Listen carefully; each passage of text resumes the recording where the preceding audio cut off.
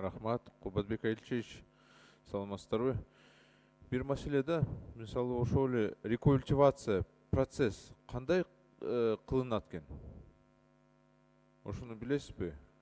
Азыр жана айткандай рекультивация иштерин жүргүзүү боюнча маселеге жете элек болчу. Ал жерде Жок, мен кызым омпол боюнча сураган жокмун. Мен вообще мындай толук негизиби? жалпысынан сурап атам да. Мен жана баяндамада айткандай, Кыргызстандын аймагында 92 кен калдыктары, ошондой эле баягы мына радиациялык калдыктар бар да, 92 жерде көмүлгөн. Илгерки согуштан кийинки мезгилде активдүү СССРдин уран газоонун калдыктары негизинен. Анын бүгүнкү күндө 58 болчу, былтыр 2-ни алыптыр, 60 объект өзгөчө кырдаалдар министрлигинин балансында. Булар илгери Союз тарагандан 5 козун деп эсептелген да. Калгандары бүгүнкү күндө действующий. Мына биздин иштеп аткан кээ бир ишканаларда да бар, мисалы үчүн Кара Балтада бар, Орловкада бар, жанагы иштеген ишканалардыкы.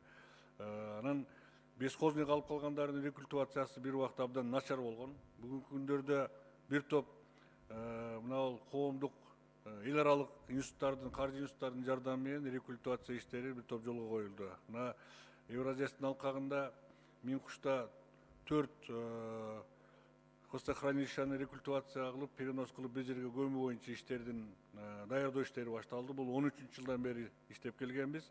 Мына былтыртан бери практически жумуштар башталды. Бул жөнүнө процесс переноспу же уранды чыгарышабы же кандай кылат? Перенос жөнүндө эч кандай. Жөн эле перенос. Да, уранды иштетүү маселеси эч кандай жок ал жерде. Мен түшүнөм. Мен жөн эле сураган жокмун да, себеби бул жерде биз тыюу боюнча азыр сүйлөшүп атабыз да. Азыр эки вариант, мыйзам долбоордун эки варианты бар. Бирок мен ойлойм, бир эле мыйзамды чыгарабыз го, таптакыр эле тыюу салып.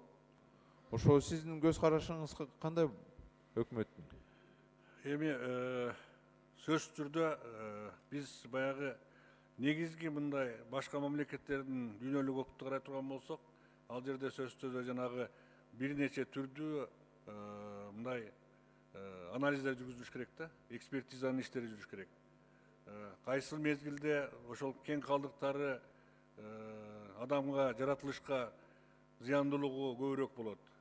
Тазалап иштетип алып салганыбыз жакшыбы, же чындап эле ошону такыр иштетпей токтотконубуз жакшыбы деген да маселелер бар да. Менимче ар бир ошондой кен бар жерге же болбосо хвостохранилище бар жерге өзүнчө бир подход болуш керек да.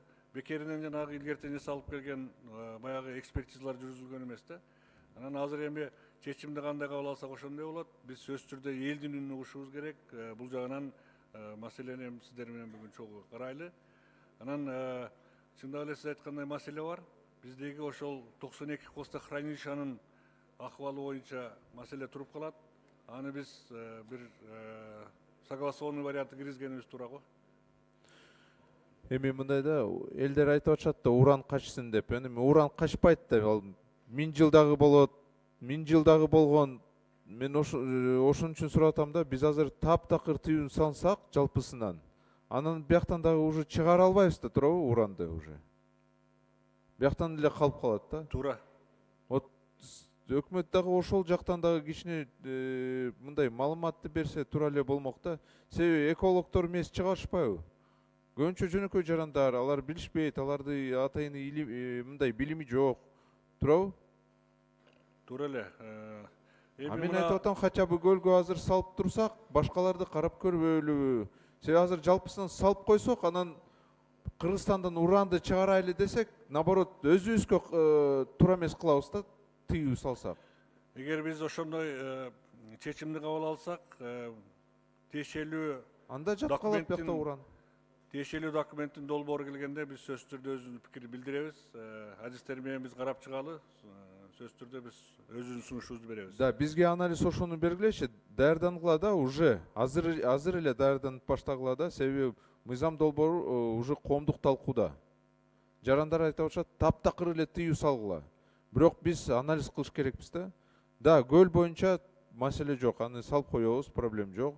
Башкаларды карап көргүлө, мүмкүн ошол хвостохранилище жанында эл жок болсо, башкалар айтса биз чыгарабыз уранды бияктан Кыргызстандан. Наоборот, бизге тескерисинче жакшы да, туурабы? Уран бияктан кетсе. туура эле, Дастан Далабаевич, эгерде бүгүнкү күнгө чейин пайда болуп калган хвостохранилищалар жөнүндө сөз болсо, менимче бул законго анын тиешеси жок болуш керек да. Себеби аны биз реабилитациялоо жумуштарын сөзсүз түрдө жашашыбыз керек да. Да, то биз мындай уран качсын деп кырсак